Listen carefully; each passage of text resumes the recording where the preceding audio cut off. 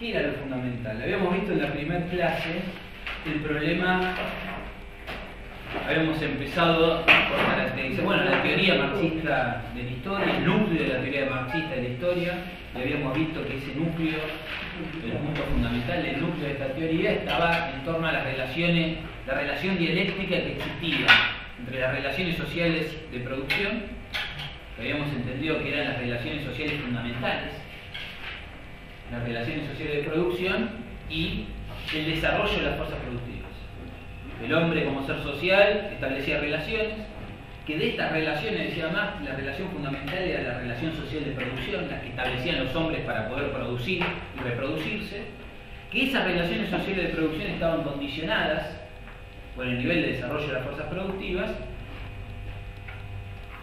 y que estas relaciones sociales de producción condicionadas por el nivel de desarrollo de las fuerzas productivas establecían la estructura económica de la sociedad, sobre la cual se montaba una superestructura política, jurídica, ideológica, que tenía como objetivo la reproducción de las relaciones sociales de producción existentes.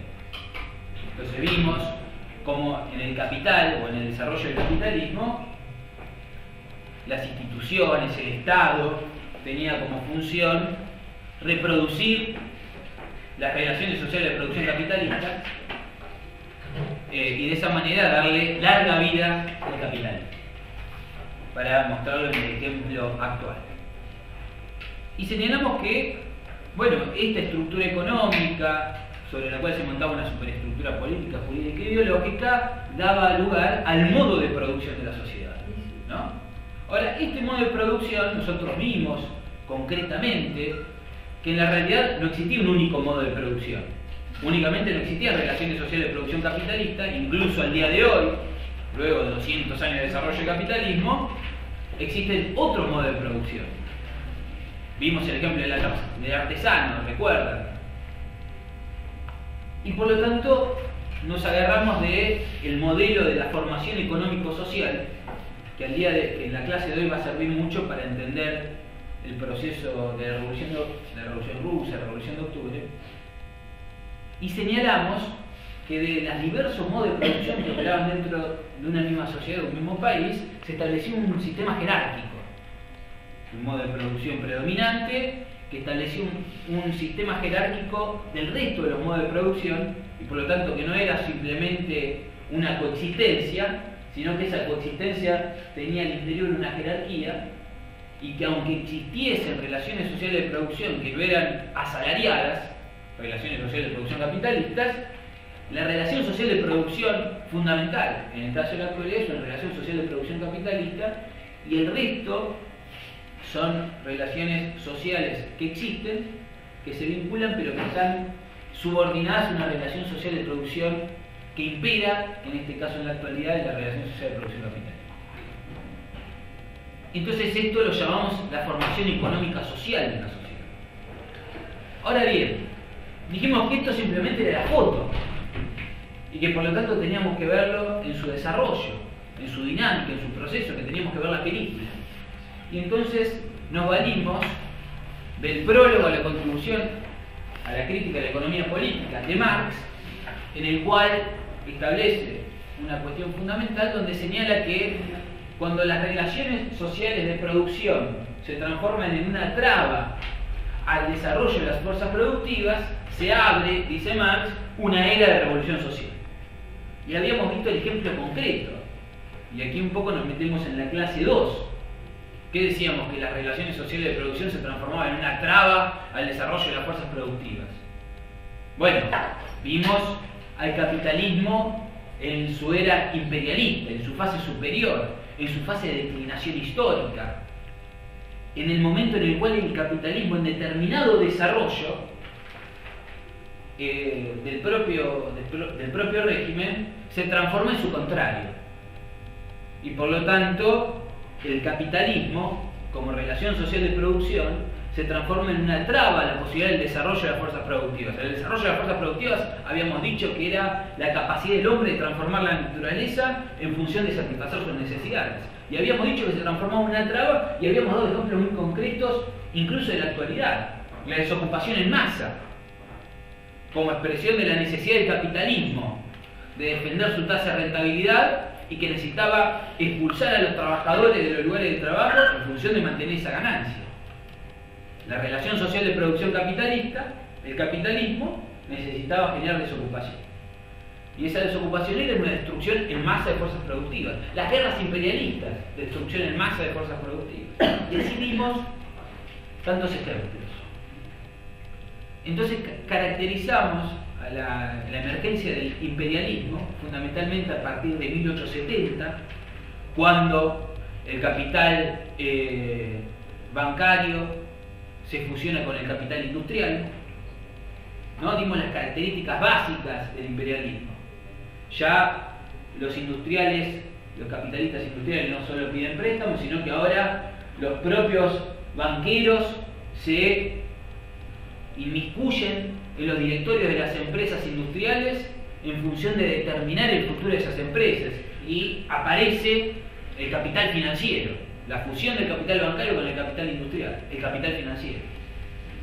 Pasamos de una etapa de exportación de mercancías a la etapa de exportación de capitales. Ya los países con un vasto desarrollo capitalista no exportan mercancías, sino que lo que exportan son directamente capitales, que van a intervenir y a desenvolver sus empresas, sus inversiones en otros países. Pasamos de la etapa del capitalismo de libre cambio a una etapa monopolista. ¿Exportar capitales qué significa eso? Que, por ejemplo, Chevron viene a la Argentina e invierte para la explotación no convencional. ¿Se ve? No es que Chevron exporta petróleo a la Argentina, sino que viene, instala su empresa, una exportación de capital. Pasamos del capitalismo de libre cambio, de libre comercio, a un capitalismo monopolista. Y vimos el caso de los trusts, de los cárteles, es decir, la tendencia al monopolio. Y lo habíamos visto en función de que el capitalismo es un sistema de producción de tipo anárquico.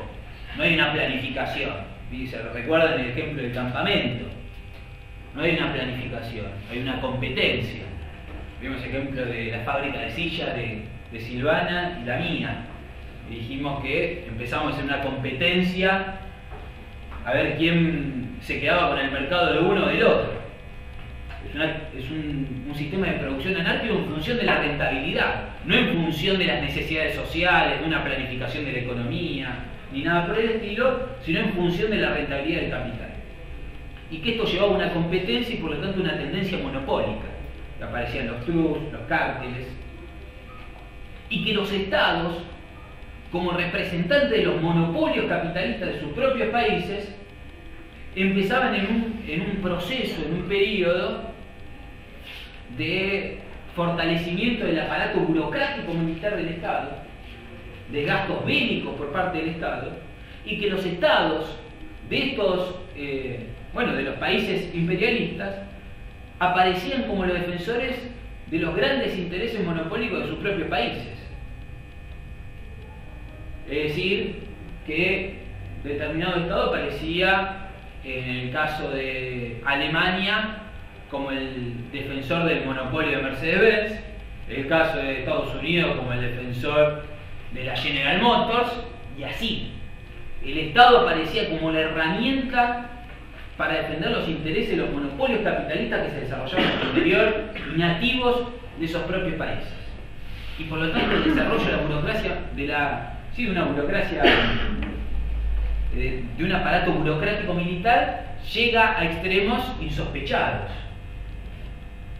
que va a terminar en las grandes conflagraciones mundiales, las grandes guerras imperialistas, la Primera Guerra Mundial, la Segunda Guerra Mundial, y todo lo demás. Vimos al imperialismo como la etapa de decadencia del capitalismo, el agotamiento histórico, la etapa senil del capitalismo. Antes incluso de haber visto el imperialismo habíamos visto concretamente, la teoría del valor, de dónde surgía la plusvalía y la ganancia capitalista. Dimos una explicación bastante desarrollada en la cuestión, sobre la cual no me voy a detener ahora porque se nos va a ir toda la clase.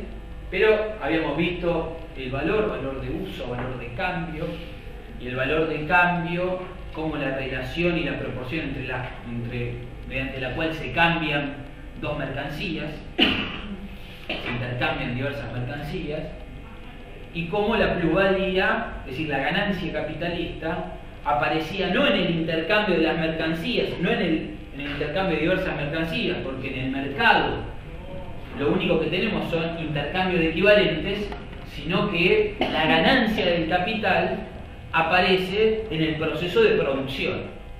Y vimos que el capitalista, y vimos la fórmula del capital: dinero, mercancía, dinero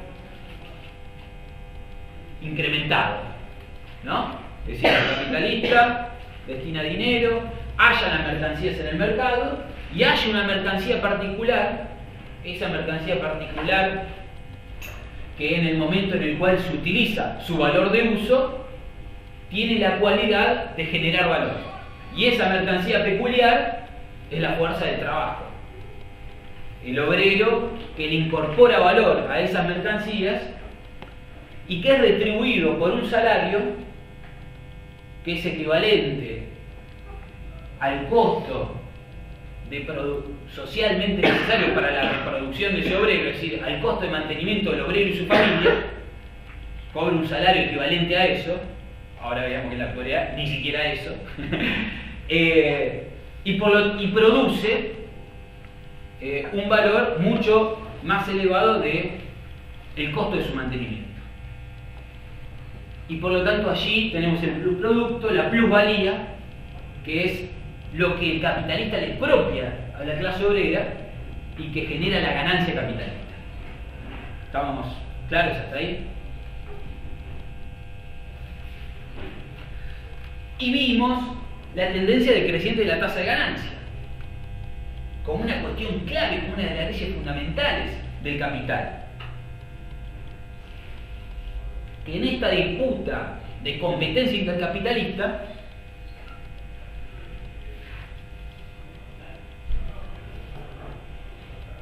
los capitalistas, en función de poder mantener su tasa de rentabilidad, llevan adelante un proceso de desarrollo de los medios de producción, de tecnologización, de automatización del proceso productivo, que lleva a una expulsión de los obreros de los lugares de trabajo, que son reemplazados por trabajo muerto, el trabajo vivo del obrero reemplazado por el trabajo muerto. Y esto, en el límite, la automatización plena, tiene el problema de que si se va a la automatización plena, ya no hay un obrero donde se le pueda quitar el plusvalor. Y por lo tanto, en el límite, el capital tiende al colapso. Ahí vimos la fórmula de la tendencia creciente de la tasa de ganancia.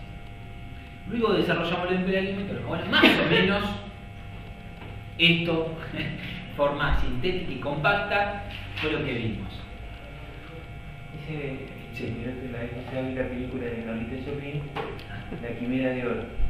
Viste que él es un obrero que tiene que estar apretando y hay una cola de gente, de aparato, bueno, y el jefe que tiene una pantalla y que se le pasa la cinta, que vaya y apure que lo suba sube una palanca de uno, viste, que viene con y vaya más velocidad. Claro, y entonces claro, caemos redondo. O sea, lo último termina loco porque veo el botón y empieza. Sale a la calle y dice sí, muy gracioso. Está muy bueno. Bueno, bien. Entonces, esto es lo que vimos. Ahora, habíamos finalizado en realidad en la clase anterior, yo invertí los términos, no sé por qué, pero lo que habíamos terminado era en la fase imperialista del desarrollo capitalista. Y en esta fase imperialista que habíamos caracterizado como la época decadente, y habíamos insistido en que la fase imperialista, la fase superior del capitalismo, habría una época de guerras y revoluciones. Este punto importa porque de aquí vamos a partir para analizar el proceso de la Revolución Rusa. Porque nosotros vamos a afirmar aquí que la Revolución Rusa a nuestro entender y de la mirada de este método marxista que nos hemos valido para analizar todo lo que hemos analizado hasta aquí, la Revolución Rusa nosotros la colocamos como un hito porque abre una era que es la era de la Revolución Socialista Mundial. Ha tenido tal importancia la Revolución Rusa que incluso si uno lee a Hobsbawm, él por ejemplo va a colocar que a partir de la Revolución Rusa y la Primera Guerra Mundial, pero coloca fuertemente un acento en la Revolución Rusa del 17, se abre lo que sería el siglo corto del siglo XX.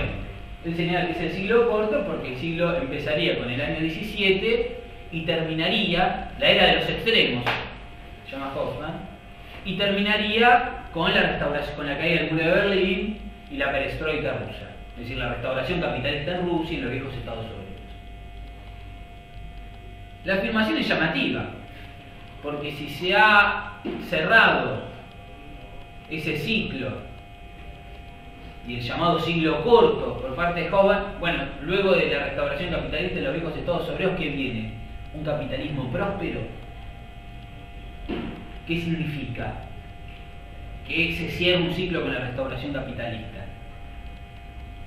Entonces nosotros vamos a polemizar con esa visión de la mirada del siglo XX y por lo tanto de los desafíos presentes y los desafíos futuros.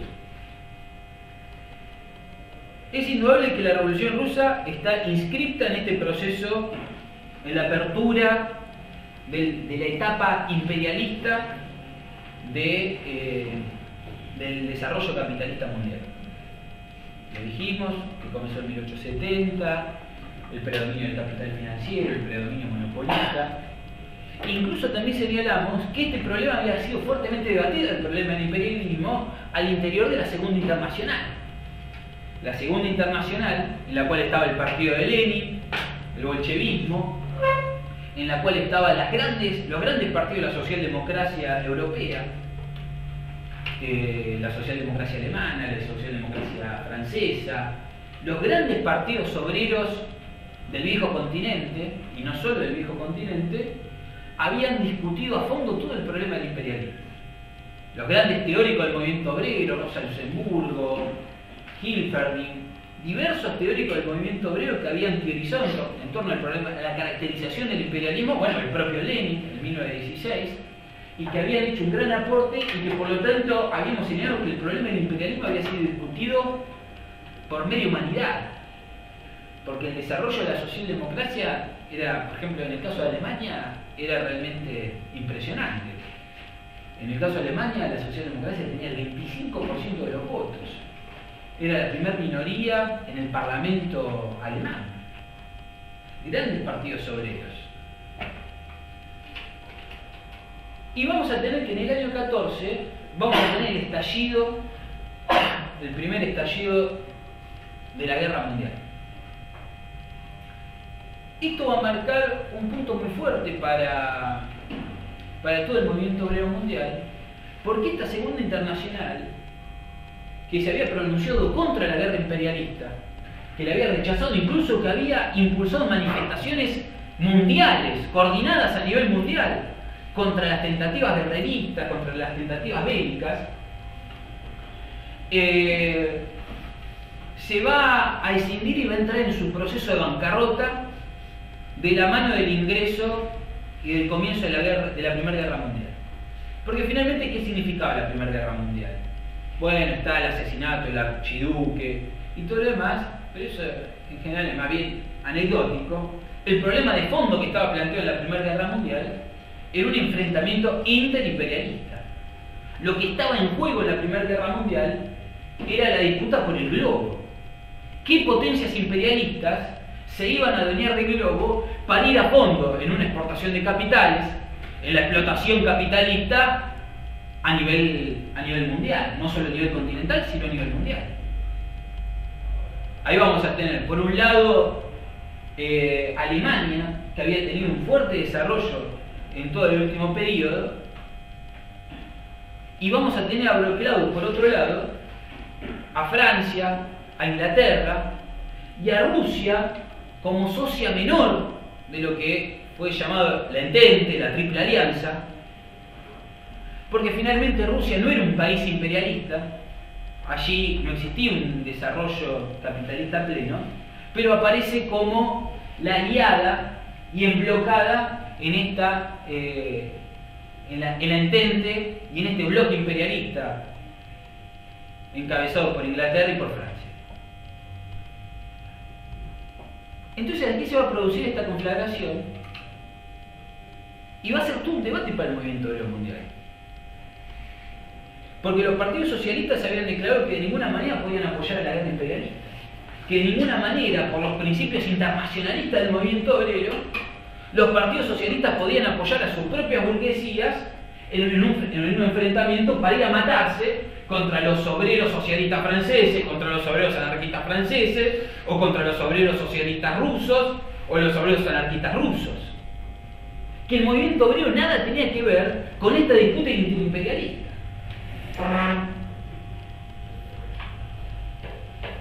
Algunos van a señalar, porque luego del estallido de la guerra se va a producir en 1917 la revolución rusa. Algunos van a decir que la guerra fue un factor de aceleración de la revolución, que la guerra fue la partera de la revolución. Y si bien en parte es así, en parte no es así. Porque por ejemplo en Rusia, desde 1909, desde 1910, en 1905 hubo una revolución en Rusia, y luego hubo un reflujo indudable e inevitable luego de una derrota revolucionaria, como terminó en derrota la revolución de 1905 en Rusia. En 1910, en 1911 empieza un ascenso del movimiento obrero ruso, un ascenso huelguístico, huelgas políticas, que incluso va a ir llegando a su apogeo para el año 14. El ingreso de Rusia a la guerra, en primer lugar, va a funcionar como un factor de retraso del proceso revolucionario, que estaba madurando con anterioridad. El ingreso a la guerra funciona como un factor de retraso porque lo que es fomentado, por sobre todas las cosas, es un sentimiento chauvinista, nacionalista, el socialpatriotismo, y por lo tanto el obrero que no apoyaba la guerra era un forro de los alemanes. Acá había que dejar todo por la patria rusa, había que ir a la guerra, enfrentar el imperialismo alemán y todo lo demás, y por lo tanto va a desviar la atención de las masas, fundamentalmente del movimiento obrero, fuera de sus propias aspiraciones como parte del movimiento obrero, no solo como parte del movimiento obrero ruso, sino como parte del movimiento obrero mundial, y va a desviar su atención a una política de tipo nacionalista y chauvinista. Entonces, por un lado, aquí desmitificamos esto, del problema de cómo, si no hubiera sido por la guerra, la revolución hubiera tenido un camino. Ya existía un ascenso revolucionario, que en gran medida la revolución funcionó como un freno y un desvío de ese ascenso revolucionario.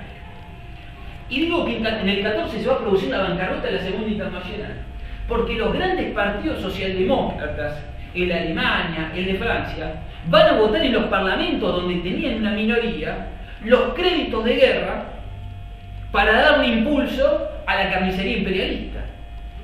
Es decir, que los partidos socialistas, que hasta hacía un mes atrás estaban impulsando la movilización de las masas y de los trabajadores contra la carnicería imperialista, van a votar en el seno del Parlamento capitalista a favor de los créditos de guerra para otorgarle a la burguesía nacional alemana los fondos necesarios para impulsar la carnicería imperialista.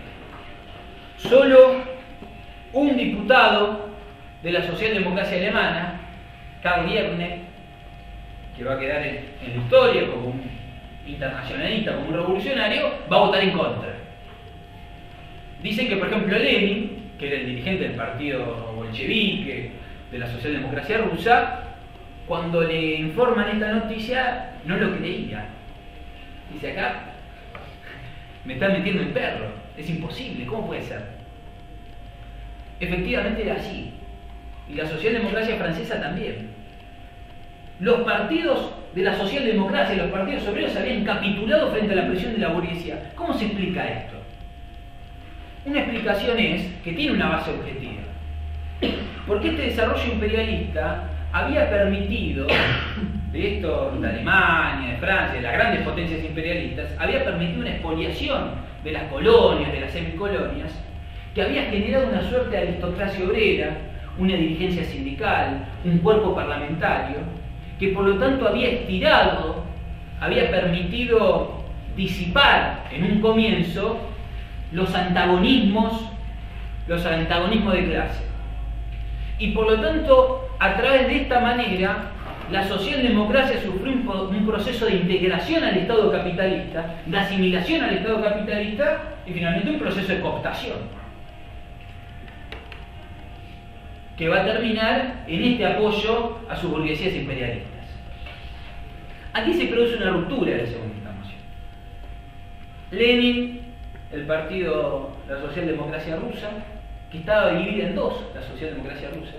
Por un lado estaba el bolchevismo, por otro lado el menchevismo, el partido bolchevique, por otro lado el partido menchevique. Menchevique significa minoría y bolchevique mayoría. Pero eso había quedado, databa de 1903. Esa división ya en realidad el bolchevismo era minoría frente al menchevismo. Había quedado el nombre solamente, fracción bolchevique y fracción menchevique. Pero ambos eran del Partido Obrero Socialdemócrata Ruso, de la socialdemocracia rusa. Lenin rechaza esta política, vota en contra, y es indudable que en aquel momento los revolucionarios entran en un proceso de aislamiento. Referentes, dirigentes bolcheviques en las propias fábricas, obreros bolcheviques, quedan aislados. Vos no apoyás a la guerra, sos forro de los alemanes, ¿con quién estás? Es un proceso de aislamiento de la vanguardia revolucionaria. Lenin rompe, el partido bolchevique rompe con la Segunda Internacional, dice que la Segunda Internacional entró en bancarrota y que por lo tanto está planteada la fundación de una nueva internacional y se constituye la cumbre de Zimmerwald. Y es la famosa frase de Lenin, que dice que en aquella reunión de la Internacional cabíamos todos en un sillón, que eran tres gatos locos, y que eran indudablemente una fracción minoritaria del movimiento obrero, que indudablemente había entrado en una profunda crisis. Ahora bien, se desenvuelve la guerra. La guerra indudablemente era una situación dramática, porque el desarrollo bélico ya había cambiado las condiciones de la guerra. Era la famosa guerra de posiciones, la trinchera, en las trincheras te comían las ratas, se pasaban meses bombardeándose para poder avanzar 15 metros y después tenían que volver a retroceder. Es el inicio de las armas químicas para matar a la gente dentro de las trincheras. Bueno, la guerra en su peor especie. Y por lo tanto, Rusia, que era un país atrasado, profundamente atrasado, porque nosotros para poder comprender el proceso revolucionario en Rusia, tenemos que conocer sus condiciones, en qué proceso estaba, en qué situación histórica determinada estaba. Por un lado estaba atravesado por esta guerra, los campesinos eran mandados a la guerra. Los activistas obreros, los primeros que mandaban al frente eran los activistas obreros. Vos hacés quilombo al frente a la guerra. Entonces era una situación dramática. Y Rusia tenía una población de un 80% eran campesinos. Solo un 20% era una población obrera, eran obreros. Pero lo que caracterizaba a Rusia era lo que luego Trotsky lo teorizó, lo desenvolvió, y que algo vimos con esto de la formación económica social, que también Lenin habló de eso. Era un desarrollo desigual y combinado. ¿Qué significa desigual? Bueno, a nivel mundial el desarrollo del capitalismo es desigual. No era lo mismo Alemania como potencia industrial que Rusia, que tenía el 80% de campesinos, de población rural. No era lo mismo el desarrollo industrial que tenía. Pero sin embargo era combinado Porque en Rusia, las empresas que operaban, había un fuerte proletariado concentrado, incluso con experiencia política. ¿Por qué había un fuerte proletariado y concentrado? Porque eran los grandes monopolios y las grandes empresas de Francia y de Inglaterra, con las que el zarismo ruso se alía en la Triple Entente, para la conflagración mundial, para la Primera Guerra, y grandes empresas que concentraban a muchísimos obreros. El 41% de los obreros rusos trabajaban en fábricas de más de 1000 obreros. Y fábricas que llegaban a tener hasta 30.000 obreros en una misma fábrica. La famosa fábrica es Kutilov, que estaba en Petrogrado, una fábrica que solo en esa fábrica había 30.000 obreros. Es decir, que había grandes concentraciones del proletariado industrial. ¿Era una empresa de petróleo esa? ¿Cómo? ¿Era una empresa de petróleo? No, en general eran metalúrgicas, de ese tipo. Pero de todo tipo, textiles y demás. Es decir, que el 41% de los trabajadores trabajaban en fábricas de más de 1000 obreros. Una inmensa concentración. Por lo tanto, ahí se explica esto del desarrollo desigual y combinado. Desigual, porque no deja de ser una nación atrasada, donde las tareas, las viejas tareas que tendría que haber llevado adelante la burguesía, las tareas democrático-burguesas, no habían sido llevadas adelante, pero que se combinaban con una industria moderna que venía de la mano de un capital imperialista que operaba en el seno del país. Se ve, ¿qué quiero decir cuando hablamos del desarrollo desigual y combinado? Y la situación, ya para el año 1917, en Rusia, era una situación extremadamente dramática. El problema de la guerra y el reclamo de paz por parte de las masas laboriosas, de las masas trabajadoras, era un reclamo cada vez más unánime. Era un reclamo muy sentido, ya no se quería saber más nada con la guerra. Era una carnicería. Las mujeres cada vez más ingresaban a los lugares de trabajo y a la industria para reemplazar a los trabajadores que habían sido masacrados en la guerra. El reclamo de pan era otra gran reivindicación. Las mujeres salían de las fábricas, hacían colas de horas y horas para buscar un cacho de pan, que finalmente luego no alcanzaba para distribuir entre todos. Era otra gran reivindicación de todo el pueblo ruso.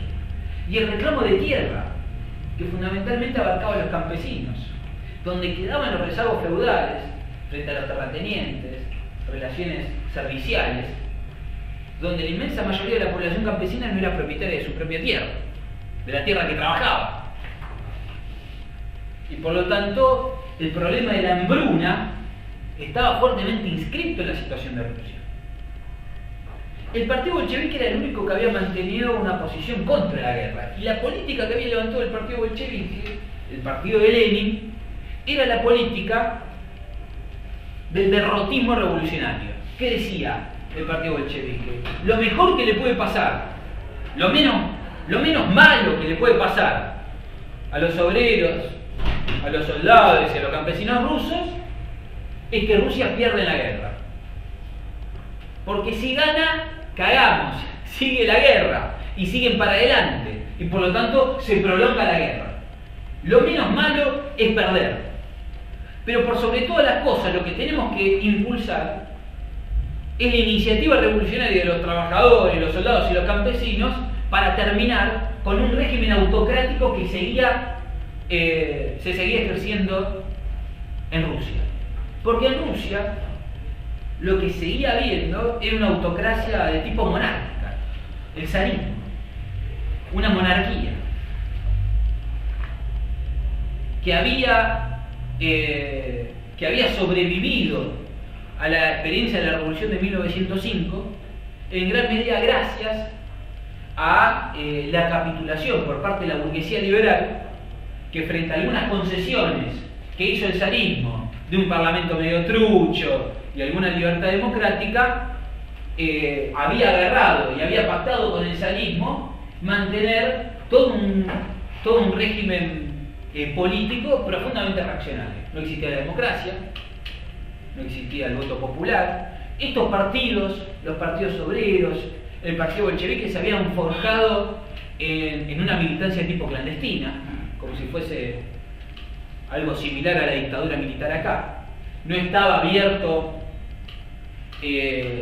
la agitación y la propaganda política.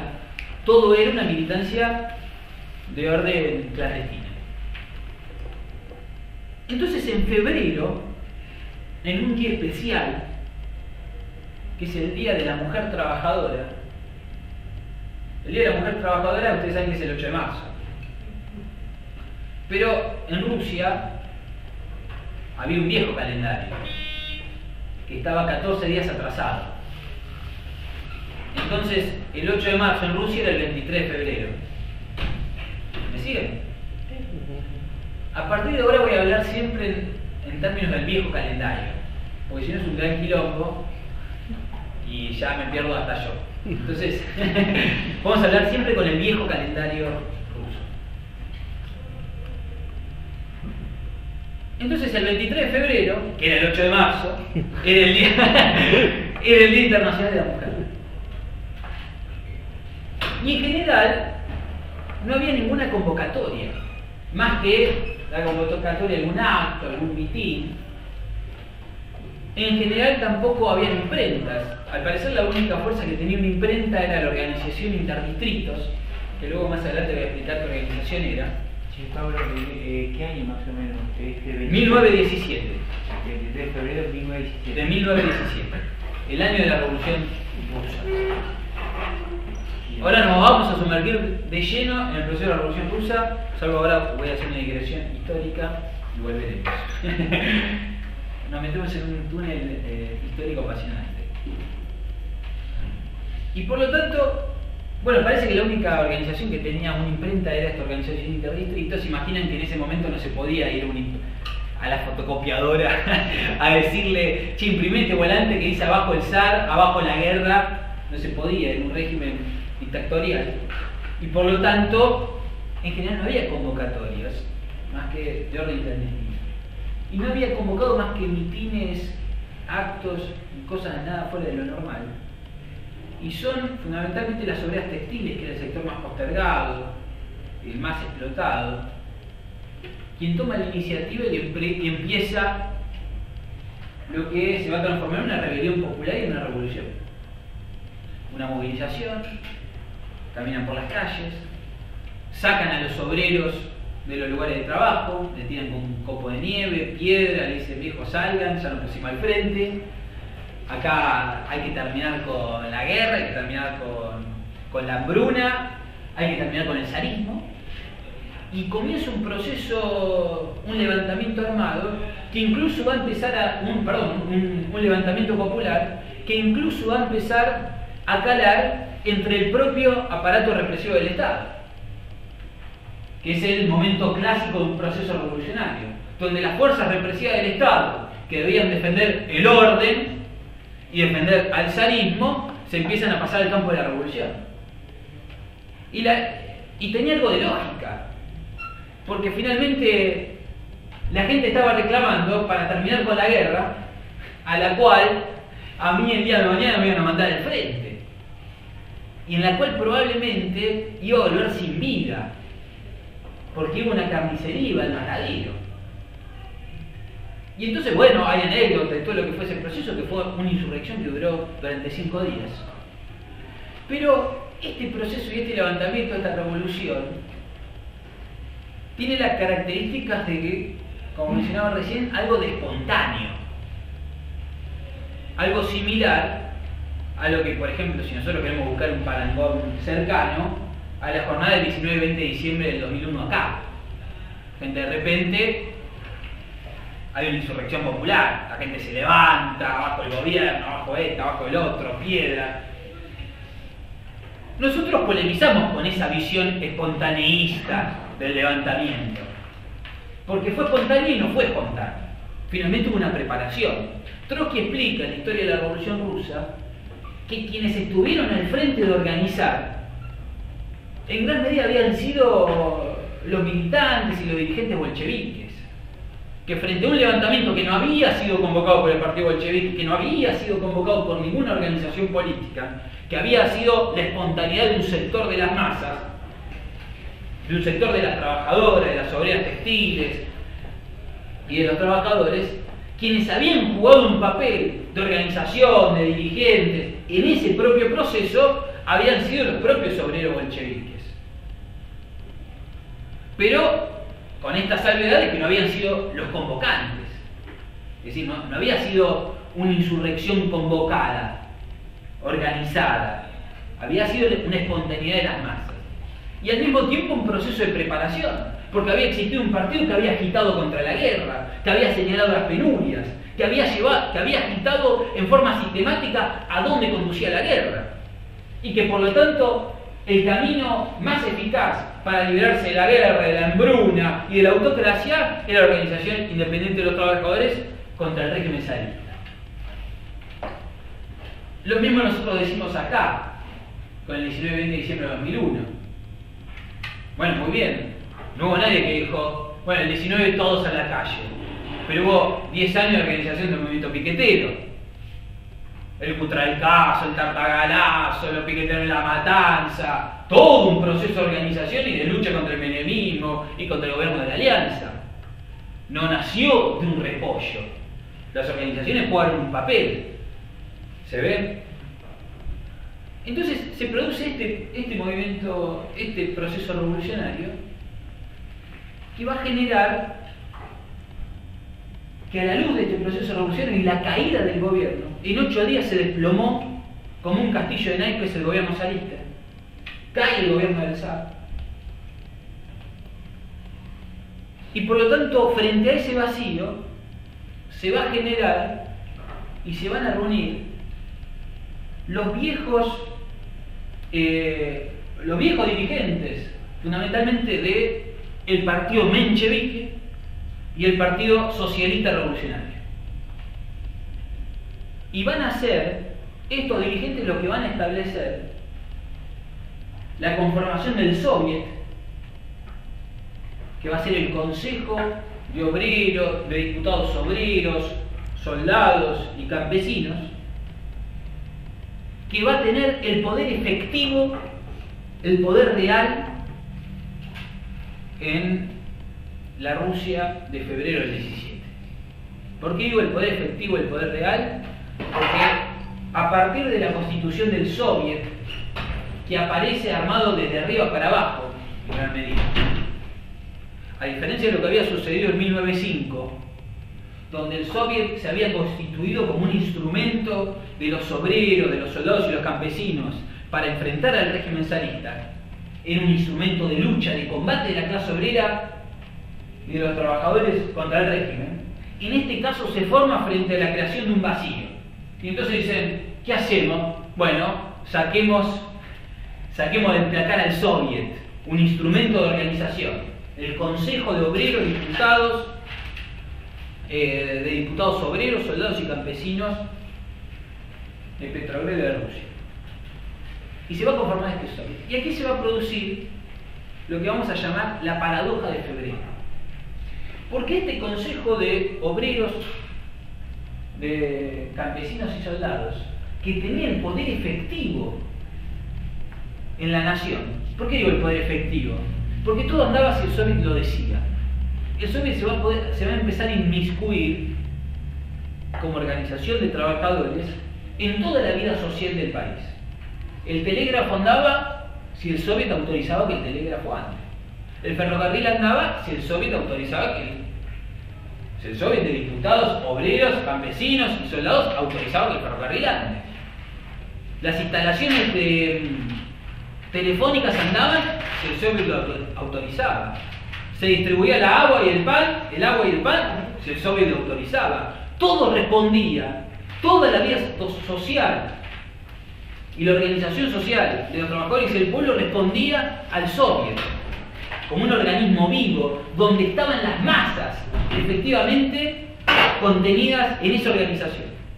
Pero se produce la paradoja, que Trotsky va a llamar la paradoja de febrero, porque mientras el Soviet tenía el poder efectivo en el país le va a entregar este poder a un gobierno provisional. Y este gobierno provisional que se va a conformar va a ser un gobierno de la burguesía liberal, que en el proceso revolucionario no va a jugar ningún papel y que incluso no se va a querer hacer cargo del propio gobierno provisional.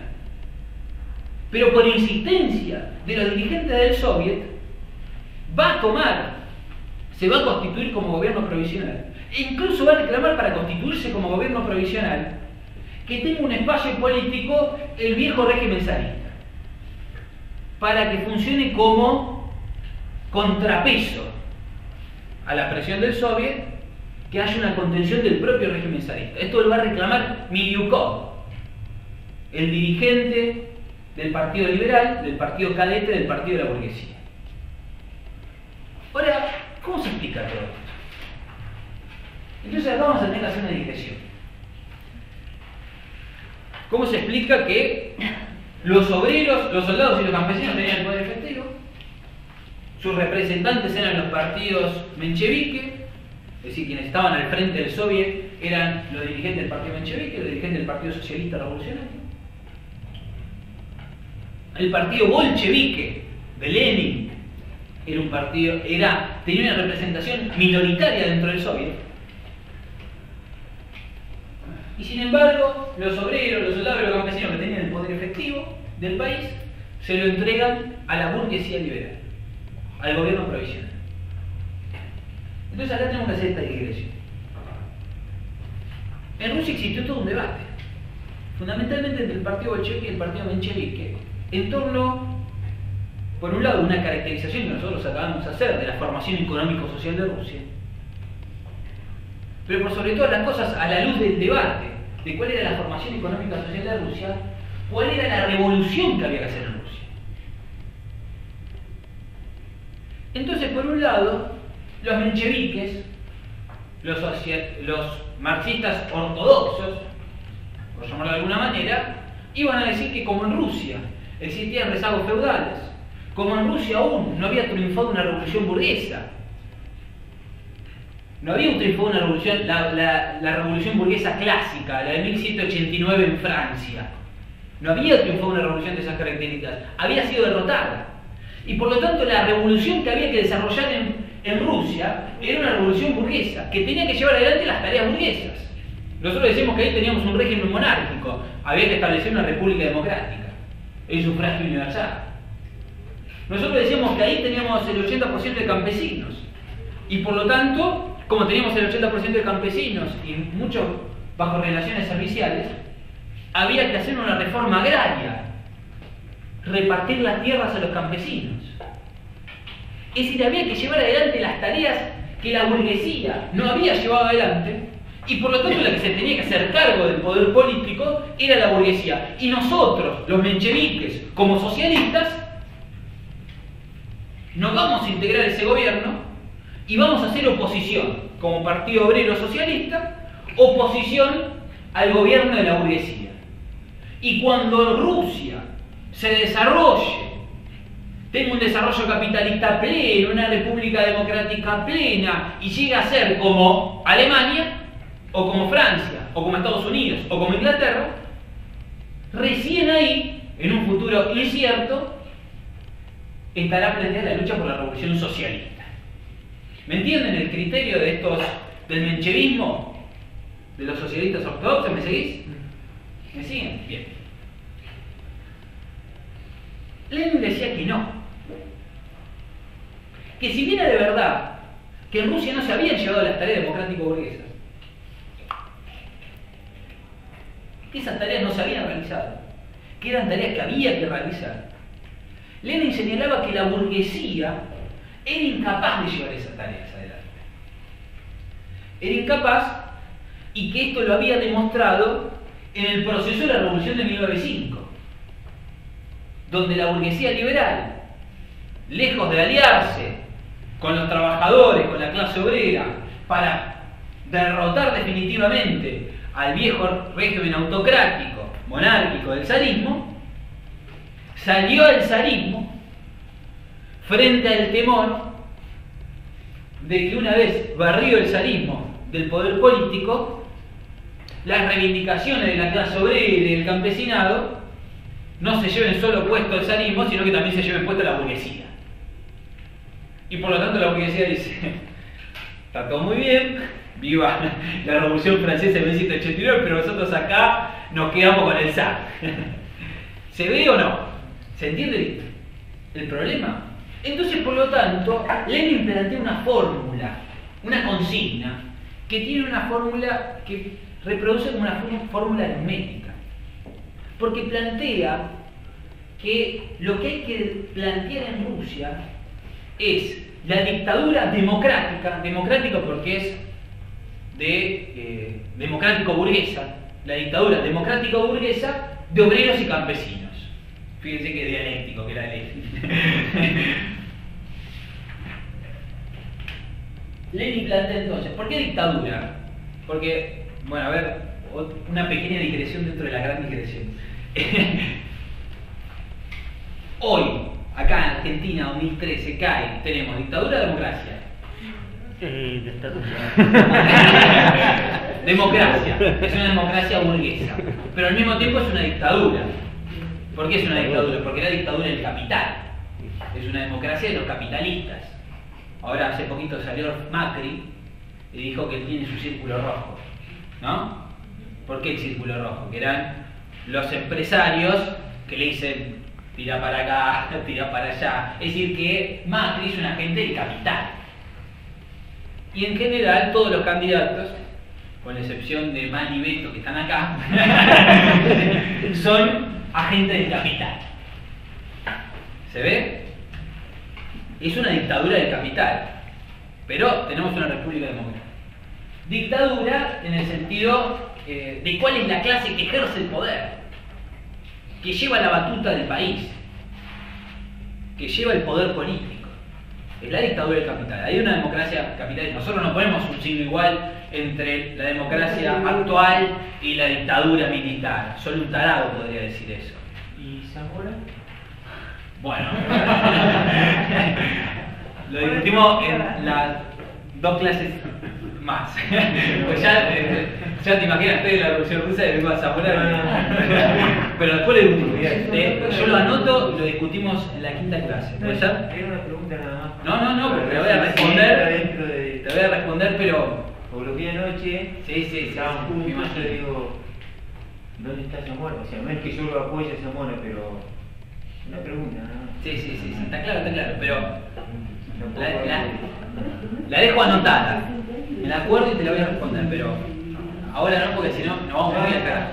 Bien. Entonces, cuando Lenin decía una dictadura democrática, señalaba que era una dictadura para llevar adelante las tareas democrático-burguesas. ¿Cuáles son las tareas democrático-burguesas que voy a llevar adelante? Primero, la democracia política. Había que llevar adelante la reforma agraria. La reforma agraria es una tarea democrático-burguesa. ¿Por qué es una tarea democrático-burguesa? Porque si yo reparto las tierras entre millones de campesinos y ahora cada campesino va a ser dueño de su propia parcela, estoy generando millones de nuevos pequeños capitalistas que son propietarios. ¿Se ve? Esa es una tarea propia de la burguesía. Fue la burguesía la que llevó adelante las reformas agrarias, el reparto de las tierras en las revoluciones burguesas triunfantes en el siglo XIX. Entonces, una dictadura democrático-burguesa, pero decía Lenin, solo esas tareas democrático-burguesas que la burguesía es incapaz de llevar adelante, solo las puede llevar adelante la clase obrera aliada con la pequeña burguesía, en este caso rural, que es el campesinado. Entonces, plantea esta fórmula, la dictadura democrática de obreros y campesinos. Y entonces, por un lado, tenemos el planteo de los mencheviques que dicen acá revolución burguesa. Tenemos el planteo de los bolcheviques que dicen dictadura democrática de obreros y campesinos. Y tenemos una tercera posición, que no es peronista, que es la posición de León Trotsky, que a la luz del balance de la revolución de 1905 va a plantear una polémica que en primer lugar va a tener un acuerdo con Lenin en el sentido de que está bien, la tarea democrática burguesa la va a llevar adelante el proletariado, acaudillando a la nación, a los campesinos, al pueblo pobre, pero tiene un límite, dice Trotsky, la consigna de Lenin. ¿Por qué tiene un límite? Porque cuando la clase obrera tome el poder y lleve adelante las tareas democrático-burguesas, no se va a poder limitar, ni se va a querer limitar a llevar adelante las tareas democrático-burguesas y las tendrá que combinar con tareas socialistas. Esto Trotsky lo va a explicar en Resultados y Perspectivas, que es un libro que, no sé si acá lo tenemos, les quedó alguno, Horacio lo debe tener seguro, yo no lo tengo, lo leí, me lo prestó una exnovia y bueno, son esas cosas que no volvió. Pero es un libro fabuloso porque ahí Trotsky instala la tesis de la revolución permanente. Instala esa tesis porque va a plantear que estas tareas democrático-burguesas se tendrán que combinar con tareas socialistas. Por ejemplo, cuando se dicten las 8 horas de trabajo, ¿qué va a hacer la burguesía? Va a sabotear, no quiere instalar las 8 horas de trabajo. Y por lo tanto, ¿qué va a tener que hacer el proletariado en el poder? El control obrero. Y el control obrero no es una tarea democrático-burguesa, es una tarea socialista. ¿Se ve? Entonces estas tareas que la burguesía fue incapaz de llevar adelante, solo las puede llevar adelante el proletariado, pero que no se va a poder limitar a llevar adelante las tareas que la burguesía no llevó adelante, sino que tendrá que llevar adelante esas tareas y combinarlas con tareas que son propias del proletariado, que son las tareas socialistas. El control obrero. ¿Se ve? Entonces, Trotsky decía, por un lado la consigna de los mencheviques ha quedado desmentida, con la propia historia y con la propia revolución de 1905. Trotsky escribe Resultados sin Perspectiva, si no me equivoco, en 1906, pero como balance de la revolución de 1905. Y dice, quedó desmentida la de los mencheviques porque la burguesía liberal, que tenía que jugar ese papel republicano y democrático, ya demostró que cuando la papa quema se va con el sal. No va a jugar ningún papel. Ningún papel. Y la de Lenin está bien, pero es potencialmente peligrosa. Porque en el momento en el cual se realice esa consigna, hay que ver cómo actuar.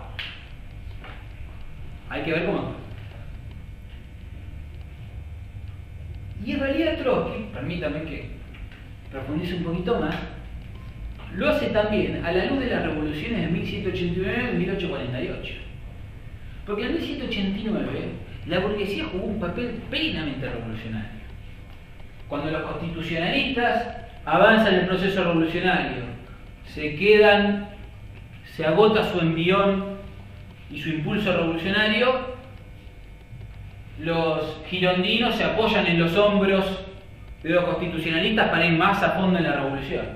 Cuando los girondinos se quedan sin nafta, los jacobinos se apoyan en los girondinos y van a fondo con el proceso revolucionario en 1789, ya para 1792.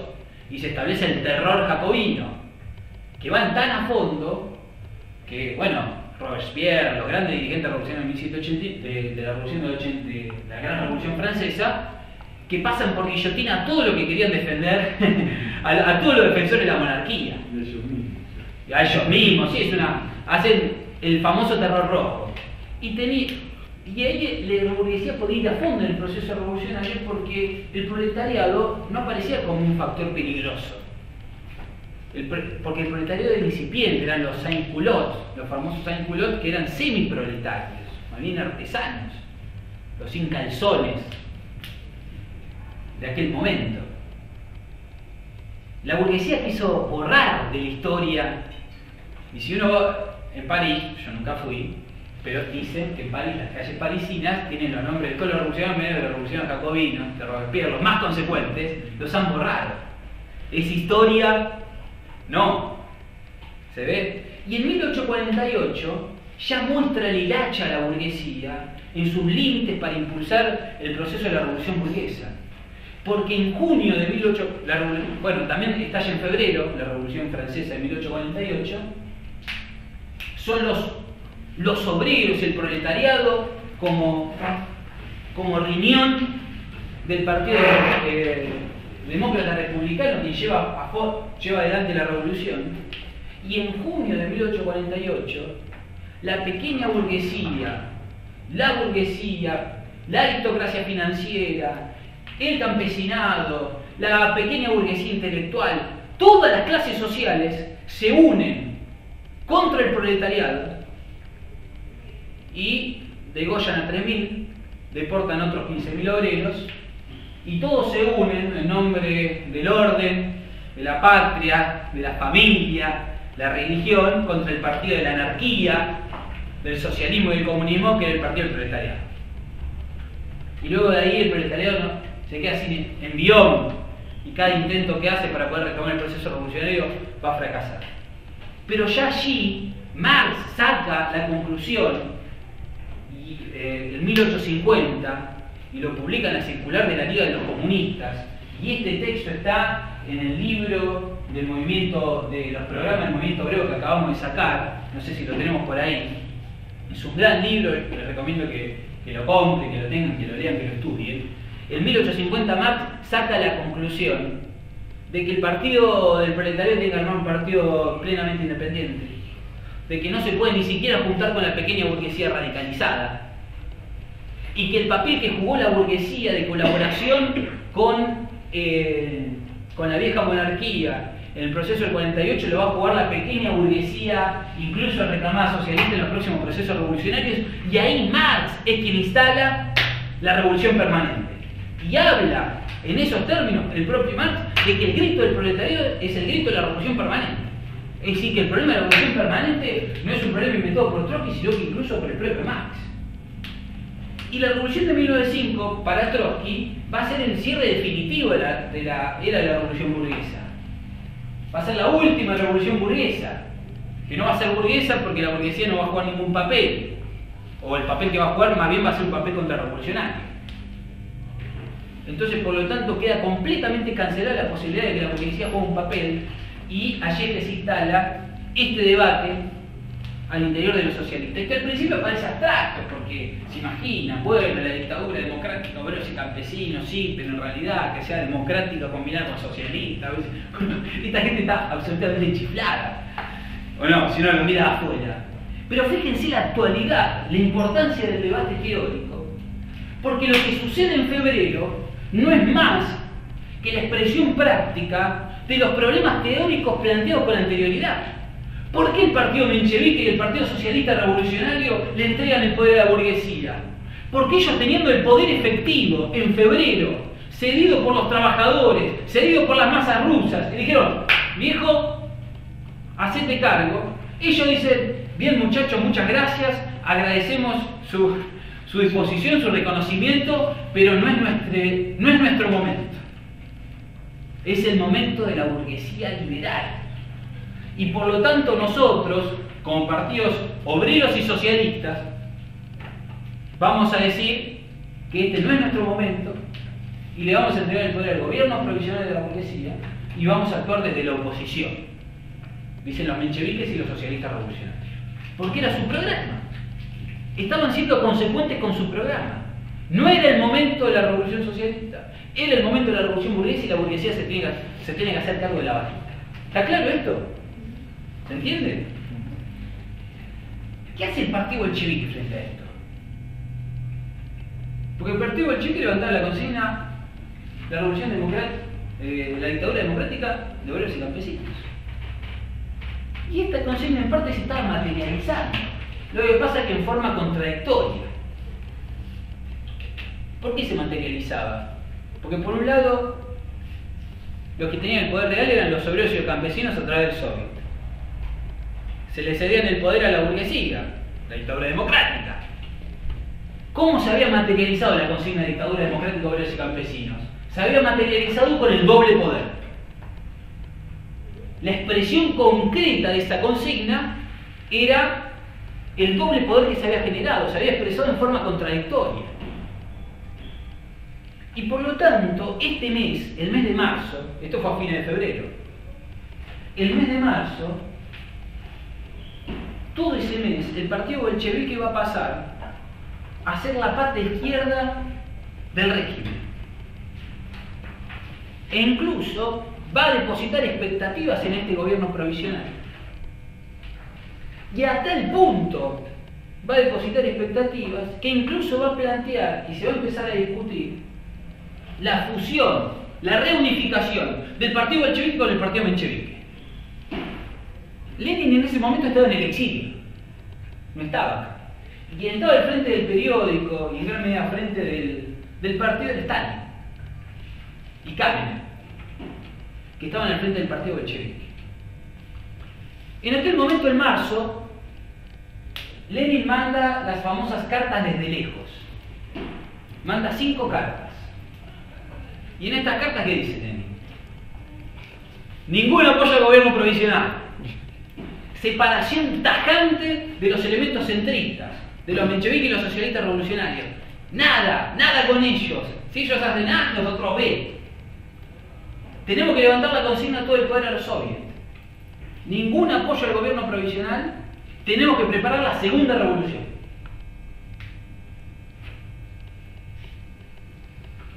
Stalin no le publica las cartas. La cuestión sigue. Ya empezaba acá. Y había mucha confusión. El partido bolchevique entra a la revolución de febrero con 2.000 militantes en Petrogrado. Un partido chico, minoritario dentro del soviet. Y para principios de abril vuelve Lenin del exilio. Parece que se baja del tren, lo primero que hace da un discurso, dice hay que preparar la segunda revolución. Vamos para adelante, lo llevan en alza, reúne el comité central, dice Stalin, no me publicaste nada. Y por lo tanto empieza a reorientar. Este mes, el mes de marzo, va a quedar inscrito en la historia como el momento derechista del partido bolchevique. Y entonces Lenin se van a publicar estas cartas y va a redactar lo que van a quedar también inscritas fuertemente en la historia como las tesis de abril. Donde queda expresar en estas tesis de abril que este gobierno, el gobierno provisional, es incapaz de llevar adelante los objetivos por los cuales las masas llevaron adelante la revolución. ¿Por qué objetivo llevar adelante las masas de la revolución? Nos retiramos de la paz, terminar con la guerra. La burguesía liberal estaba fuertemente entrelazada con los intereses de la guerra. Era incapaz de llevar adelante esa consigna. La burguesía liberal era la que estaba al frente de las fábricas y por lo tanto era incapaz de dar salida al problema salarial, que había estaba llevando una hambruna descomunal, al problema del reclamo del pan, y la propia burguesía liberal, que era la que, aliada con los viejos terratenientes y demás, no quería llevar adelante el problema de la distribución de la tierra. Las grandes reivindicaciones por las cuales las masas habían llevado adelante la revolución estaban incapaces de materializarse, no era posible que se materialicen como producto de que el poder estaba en esta burguesía.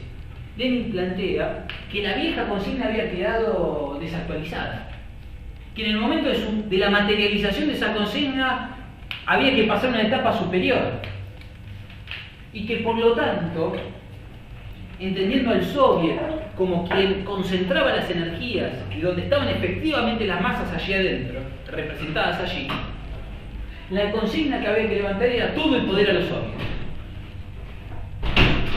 comprendiendo que el soviet era la expresión de los intereses donde se sintetizaban dos cuestiones, la forma y el contenido. ¿El contenido cuál era?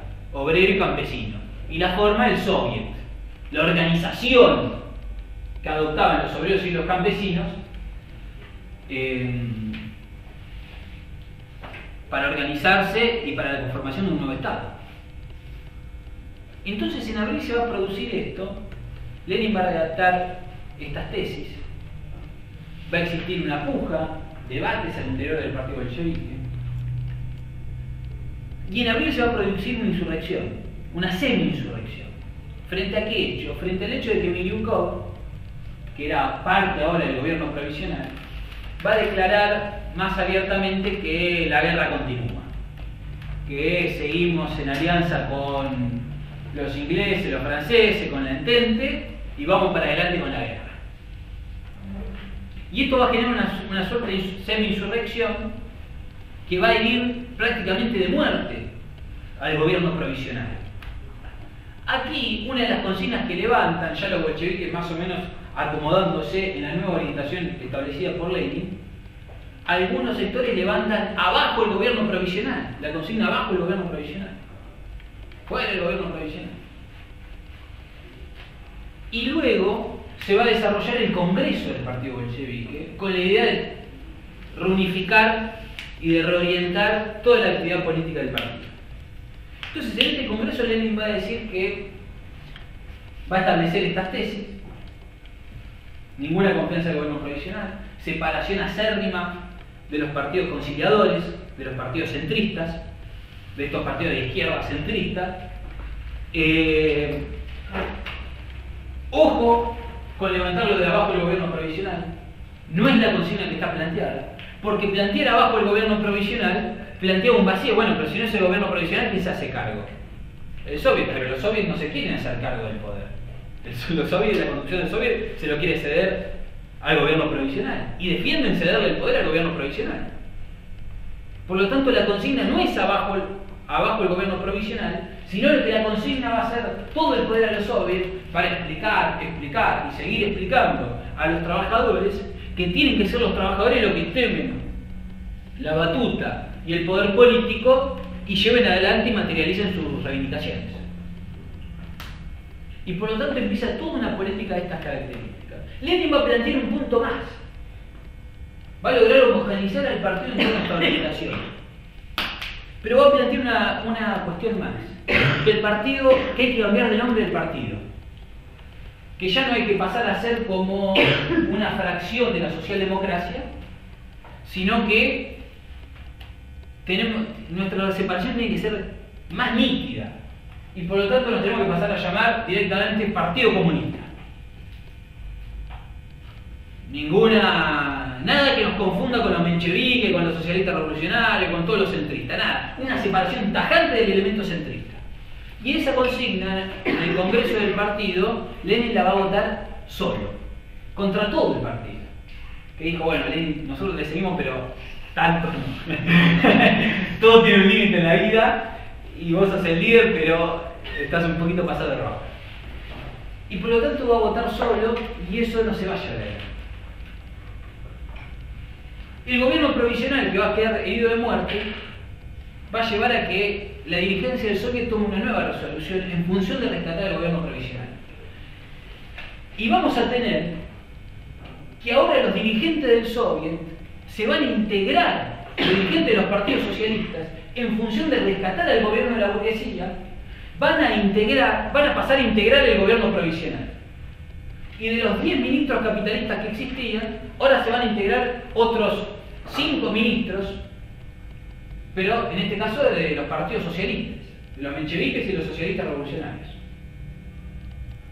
Se va a establecer el famoso Frente Popular. Un frente de colaboración de clases entre la burguesía y partidos obreros, partidos colaboracionistas con la burguesía, y el ingreso de los socialistas tiene el único objetivo de rescatar a un gobierno, al gobierno provisional, al gobierno de la burguesía que estaba herido de muerte como producto que había declarado abiertamente frente a las masas su voluntad de continuar con la guerra. Y va a continuar, así va a terminar abril, el partido bolchevique reorientado. En mayo, a principios de mayo, va a volver Trotsky, que va a plantear que cuando baja del tren, la misma consigna que planteó Lenin. Ahora vamos por nuestra segunda revolución. Y se va a integrar a la Interdistrital, que era un partido que tenía, ya para el Congreso del Partido Bolchevique, que había entrado con 2000 militantes a la Revolución de Febrero, ya en abril cuando se realiza el Congreso en abril, donde participa Lenin, ya tenía 15.000 militantes del partido bolchevique. Había tenido un crecimiento estrepitoso. Fundamentalmente, luego a partir de establecer esta delimitación con los elementos centristas. Y el propio Trotsky se va a integrar a este grupo interdistrital o interdistritos, que va a ser un grupo de 3.000 o 4.000 obreros, o 4.000 militantes, que va a operar y que va a tener la misma táctica y la misma orientación que va a tener el partido bolchevique. Incluso van a tener una reunión entre Trotsky y Lenin y el planteo de que el propio Trotsky se haga cargo de la redacción del periódico bolchevique. Entonces empieza un proceso de acercamiento.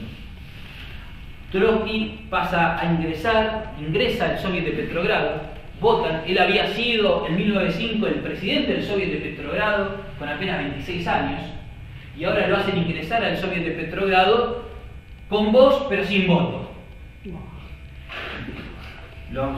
Como producto de la presión, los ministros, los partidos conciliadores no podían decir que no entre, pero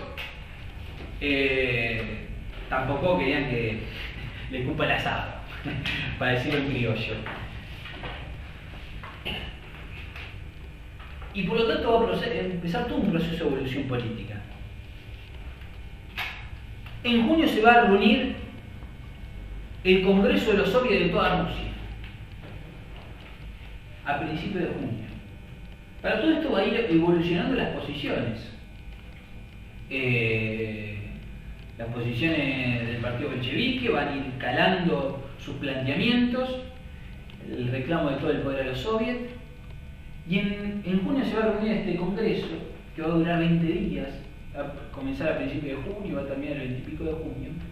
Y para el 10 de junio había convocado una manifestación que es prohibida por el Congreso de los Soviets de toda Rusia, donde seguían teniendo una inmensa mayoría los partidos conciliadores y una pequeña minoría seguían siendo del partido bolchevique.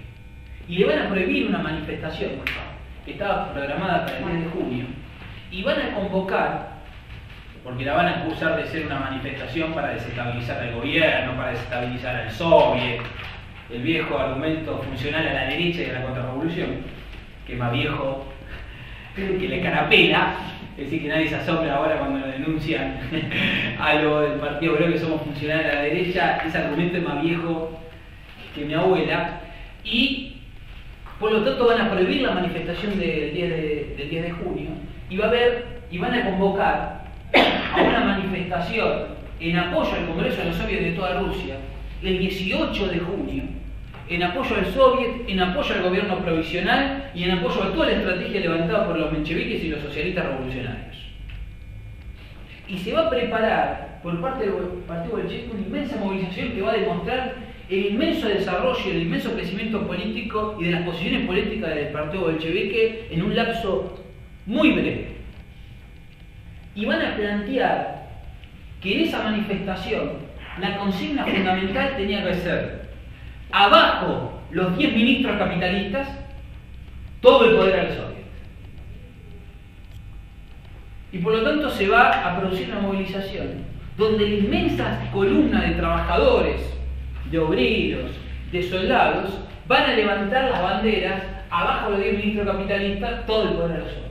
Que va a ser un cachetazo para la dirigencia del soviet, que incluso va a empezar a plantear con posteridad y con la finalización del Congreso de los Soviets de toda Rusia más abiertamente la necesidad de materializar esa consigna, y por lo tanto va a instalar en la agenda del proletariado de Petrogrado y del proletariado de Moscú, simpatizante en forma cada vez más masiva del partido bolchevique, materializar la consigna con las armas en la mano. El partido bolchevique señalaba que no era momento de manifestaciones armadas, que no era el momento de la toma del poder, porque en estas gran manifestaciones de junio, del 18 de junio, por ejemplo, los obreros bolcheviques lograron liberar a algunos presos bolcheviques que lo habían metido preso por su agitación, por tener unas publicaciones muy virulentas contra el gobierno provisional y contra los conciliadores del Soviet. Y días después, el propio gobierno provisional llevó adelante razias en la barriada de Víbor, que era la barriada obrera más importante de Petrogrado, de los sectores obreros más radicalizados, y incluso en ese momento van a empezar un local anarquista, van a matar a un dirigente anarquista y se va a producir una revuelta muy importante que va a plantear, bueno, viejo, ya está, vamos al frente, vamos con todo el poder de los soviets, ya demostramos ser mayoría en la propia movilización, en las propias narices de los propios dirigentes. Y el Lenin y el propio partido desestimaba esa orientación. Lógicamente, imagínense, el partido bolchevique había entrado a febrero con 2.000 militantes.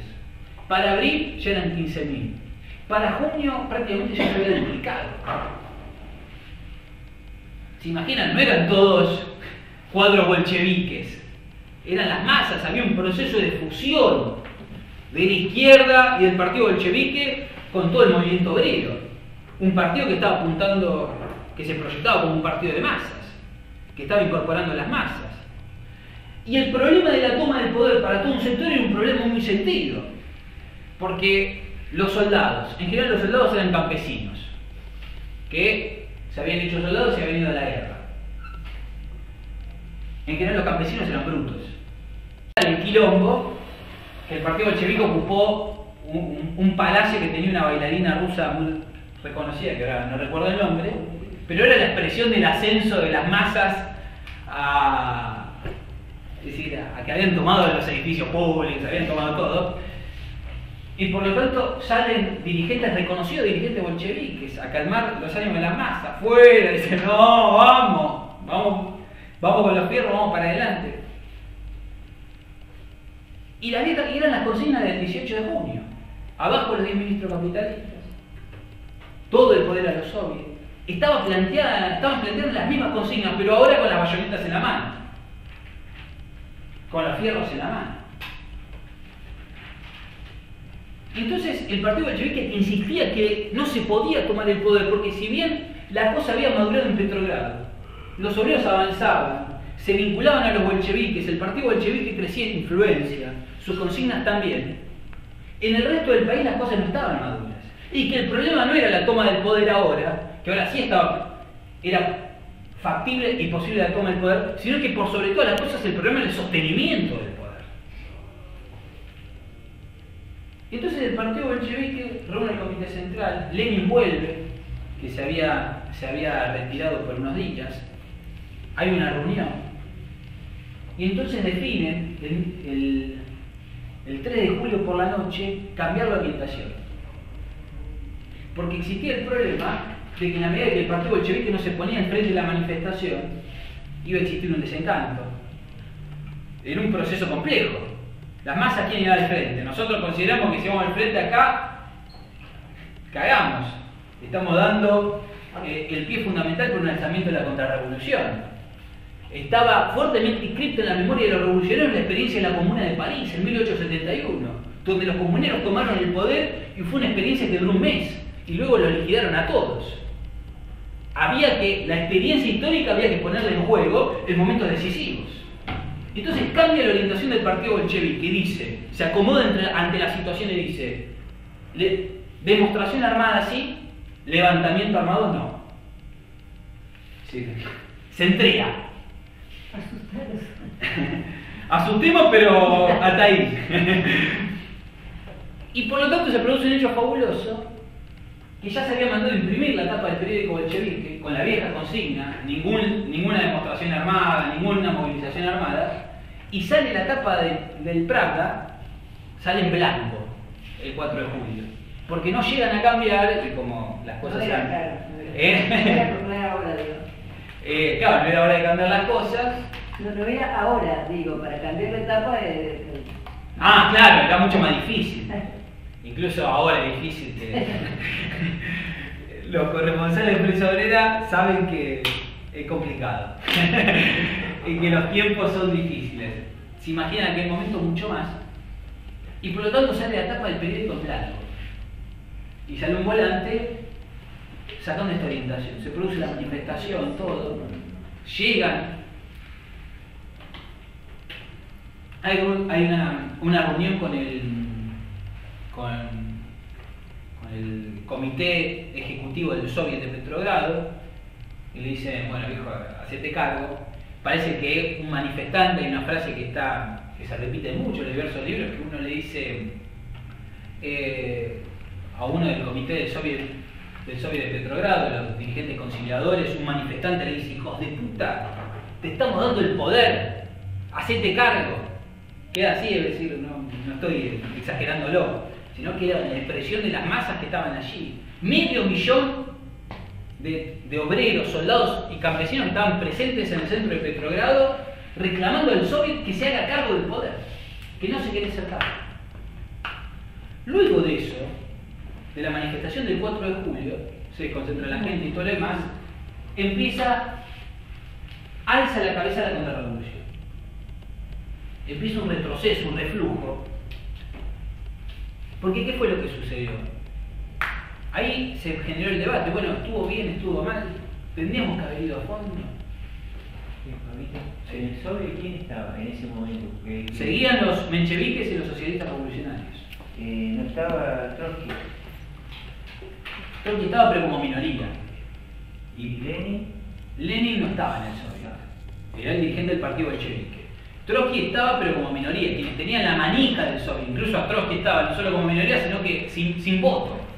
Quienes tenían la manija del Soviet eran los mencheviques y los socialistas revolucionarios, los partidos de izquierda conciliadores, que querían que la burguesía se haga cargo del poder. A partir de ahí empieza un reflujo, se genera el debate, estuvo bien, estuvo mal. Empieza una avanzada de la contrarrevolución, terminan presos Trotsky, Kamenev, dirigentes importantes del bolchevismo. Lenin se manda al exilio. Una ola represiva. Y empieza, ¿en qué se apoya esta ola represiva? En una difamación, porque el mes de julio va a quedar marcado como el mes de la infamia. Una cosa así, porque ¿qué se dice? Que en realidad este levantamiento había sido funcional, había sido planificado por Lenin junto con el Kaiser, con el imperialismo alemán. Y se valen para decir eso, de que Lenin había llegado en febrero, o en abril, perdón, desde el exilio, en un tren que había pasado por Alemania. Y era verdad.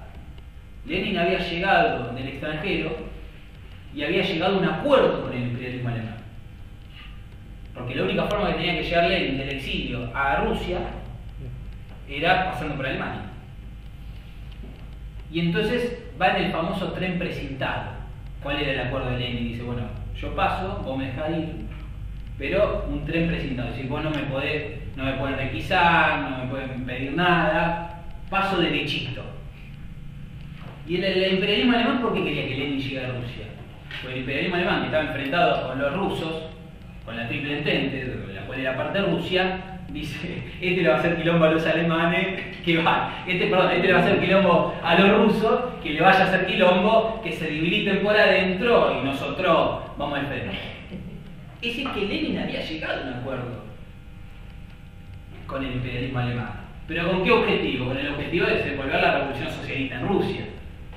Es decir, que él acordó con el diablo, pero en función de un objetivo estratégico determinado, que era el triunfo y el comienzo de la revolución socialista mundial. Porque en esos términos planteaba Lenin. El comienzo de la revolución socialista en Rusia era el inicio del proceso de la revolución socialista en el mundo, y ya más tarde o más temprano nos cobraremos la cuenta con el imperialismo alemán. Pero como era ruso, tenía que empezar por Rusia. Y se valieron de ese caso para empezar todo un proceso de difamación, sin embargo, que no tuvo demasiado éxito en el tiempo. A pesar de la represión, el partido bolchevique logra hacer un congreso a fines de julio. En este congreso es el Congreso de Unificación, en el cual estaba dictado que Trotsky dé el discurso central del Congreso del partido. Y estoy extendiendo mucho, ¿no? Pero bueno. No, igual como yo tiene que tomar sus coles. Ah, bueno. No, pero digo por él, si no digo si estás muy cansado. Y por lo tanto, se establece este congreso, que es el Congreso de Unificación, donde ya el partido bolchevique había crecido aún más, se unifican con otros grupos que se integran directamente al partido bolchevique, y se establece un debate y un problema fundamental, que es una conclusión clara. Porque Lenin empieza, ya desde el exilio, empieza a reflexionar que la consigna de todo el poder a los soviets, luego de la jornada de julio, había perdido actualidad. Que había que cambiar de consigna. ¿Por qué había que cambiar de consigna? Porque finalmente las propias jornadas de julio estaban demostrando que las masas y los propios trabajadores tenían aún una expectativa en los partidos conciliadores. Y que estas jornadas tenían que funcionar como el agotamiento pleno de la expectativa de los trabajadores y de los soldados rusos en los partidos conciliadores. Porque ¿cuál era la dinámica del soviet? Si bien en el soviet estaban efectivamente las masas, existía una contradicción entre una masa, entre una base que giraba a la izquierda de las posiciones bolcheviques y una dirección que tiene una posición conciliadora. Es decir, que la representación del soviet ya era anacrónica. Y seguir reclamando todo el poder a los soviets era entrampar a las masas en mantener expectativas en la conducción conciliadora del soviet. Entonces yo había dicho que la consigna de todo el poder a los soviets tenía una virtud, que sintetizaba forma y contenido. ¿Cuál es la forma? La organización de los soviets. ¿Cómo se organizan? El Consejo de Diputados Obreros, Campesinos y Soldados. Y el contenido, ¿cuál es el contenido? Los obreros y los campesinos. Entonces Lenin dice que ahora no hay que hacer eje en la forma, sino que hay que poner el acento directamente en el contenido. Y por lo tanto tenemos que pasar de la consigna todo el poder a los soviets a todo el poder a los obreros y los campesinos. Es decir, no hacer un fetiche de la forma organizativa de los trabajadores. El problema no era la forma, sino el problema del contenido. La virtud del soviet era que sintetizaba forma y contenido. Para el 10 de septiembre,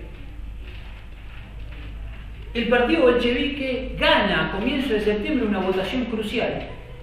Y el 9 de septiembre o el 10 de septiembre gana definitivamente la mayoría en el Soviet de Petrogrado. Recién ahí el partido bolchevique retomará la consigna todo el poder a los soviets. Una vez que los bolcheviques, que el partido bolchevique como el único partido efectivamente revolucionario va a ganar la mayoría en el soviet y por lo tanto recobra vigencia la consigna porque sintetiza forma y contenido. ¿Se entiende esto? Esta es una conclusión clave, porque en general en la izquierda y en la actualidad hay un fetiche sovietista. Ahí entra Zamora. Ahí entra Zamora, que es un sovietista. La participación, la democracia, viví. Y uno no puede escindir el problema del programa y de una orientación política. Una asamblea puede ser muy democrática y todo lo demás, pero puede tener una orientación reaccionaria. Porque si nosotros, esto es una asamblea de estudiantes y votamos carnerear la huelga de los docentes, que reclaman aumento salarial, esto y todo lo demás, bueno, somos muy democráticos, pero somos muy reaccionarios también. No sé si se ve. No se puede escindir. Entonces está muy bien la observación de él. Esta consigna también incluso lo levantan algunos compañeros de nuestro frente. El caso del PTS, fundamentalmente. Bueno, entonces conclusiones muy importantes. Para fines de agosto, frente a la jornada de julio, ¿cuál es la nueva política que adopta el gobierno provisional? ya la cosa estaba repodrida, entonces lo designan a Kerensky, que era parte del gobierno provisional y que en realidad era parte del gobierno provisional. El tipo era uno que venía del socialismo, un izquierdista, y que venía del gobierno provisional, fue el primero en integrarse al gobierno provisional, medio así de querusa, lo votó en las primeras reuniones del Soviet y se metió adentro. Y a este lo designan como el jefe máximo del gobierno provisional, a Kerensky, que era ya como poner la expresión más izquierdista del gobierno provisional al frente del propio gobierno provisional. Era los últimos intentos de la burguesía y de los conciliadores con la burguesía, es decir, de los socialistas revolucionarios y los mencheviques, de salvar la crisis revolucionaria y el intento de cerrar el proceso revolucionario. Frente a esta designación, incluso Kerensky, y con un intento de aniquilar el ascenso bolchevique, es que lo designa Kornilov, que era uno que había en las jornadas de abril, las manifestaciones de abril, había reclamado la represión contra los manifestantes, lo designa como el jefe máximo del ejército.